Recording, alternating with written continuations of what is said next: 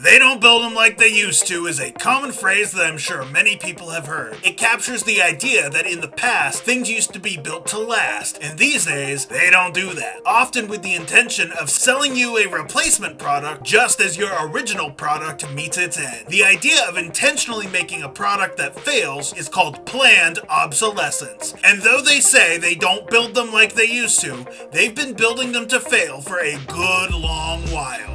In the mid-1920s, the American automotive industry was reaching a saturation point. Essentially, they were worried that they were selling so many cars that everyone who was ever going to buy a car would have bought one, and there would be no need to replace your perfectly good car, essentially selling themselves out of the market. Borrowing from the bike industry, General Motors implemented what they called dynamic obsolescence. They would introduce a yearly model of car with new colors and minor upgrades to entice old customers that it was time for a new car, years before the car would mechanically need to be replaced. This was a wild success for General Motors, leading them to surpass Ford in 1931 to become the leading automotive manufacturer. From a business standpoint, it makes sense. Why wait 20 years to sell a new refrigerator when you can do it in 3? And the best way to achieve what is essentially a never-ending supply of customers is to cheap out on the manufacturing. Just use cheap building materials to ensure that your product won't last a lifetime. You see this in home building with products like laminate flooring. A hardwood floor could last generations with proper care. Laminate can last anywhere between 15 to 25 years, which may not sound so bad considering the price differences, but you should also consider that you may end up replacing your floor 3 to 4 times in your lifetime, but it could be more depending on the quality of the laminate itself. It's not just physical things like cars and houses. There is planned obsolescence in your tech as well. Certain companies pre-program their products to stop working or disable certain features. For instance, Canon was sued for disabling their printer's scanning feature while their printer was out of ink.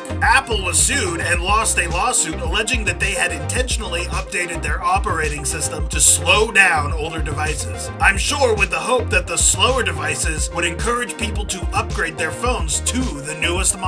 Now you might be thinking to yourself, well, these practices certainly are scummy, but I'm clever. I know how to fix things. You're a software engineer. You can program your way around all these malicious lines of code. Heck, your neighbor is a mechanic. It doesn't matter if your car came with inferior parts. You can just buy new parts and put them in, right? Well, unfortunately, companies do not want you to do that, and they will put up as many barriers and roadblocks as possible. In a lawsuit filed against Harley-Davidson, the plaintiffs alleged that Harley-Davidson had illegally linked their motorcycle's warranty to a clause stating that the warranty would only be valid if the customer only used Harley-Davidson branded parts through Harley-Davidson branded dealers when repairing their bikes. Meaning, if there was something wrong with your bike, you couldn't just take it to a local mechanic. Ultimately, Harley-Davidson ended up settling over this same issue with the FTC, but admitted no wrongdoing. There is currently a class action lawsuit against Tesla over them allegedly monopolizing the parts and repair of their vehicles, which prevents consumers from getting their cars fixed by someone other than Tesla. Which, coincidentally, if a customer did get their car fixed elsewhere, it could allegedly void their warranty. Many consumers just want the ability to repair the products they already own, but companies keep getting in their way. Whether it's from using uncommon screws to keep people from opening up their electronics, companies like Panasonic soldering their toaster's on-off switch to the circuit board so that if the switch breaks, you can't just replace the part you need, you have to get a whole new toaster. Or John Deere tying minor systems like turn signals to its critical safety system so that Farmer John can't just put in a new light, but has to go all the way to a licensed dealer and drop $500 to what equates to just pushing a button. This is the dance that consumers are in with the manufacturers. Obviously, a person wants the most bang for their buck, so they want the longest lasting product, which can be maintained over time. Companies do not want you to do this. They want to make cheap products to sell to you more often, and try to keep you from maintaining them. The advantage is definitely in the company's favor. Currently, there are no laws in the United States that prevent planned obsolescence, and very few right to repair laws with nothing on the federal level. The truth of the matter is, they do build them like they used to, because they always built them to make as much money as fast as possible. All the way back in the 20s, 1920s, they were figuring out how to make their products worse to sell you more. It may have started with bikes and cars, but it certainly has taken its grip over many areas of manufacturing and consumerism.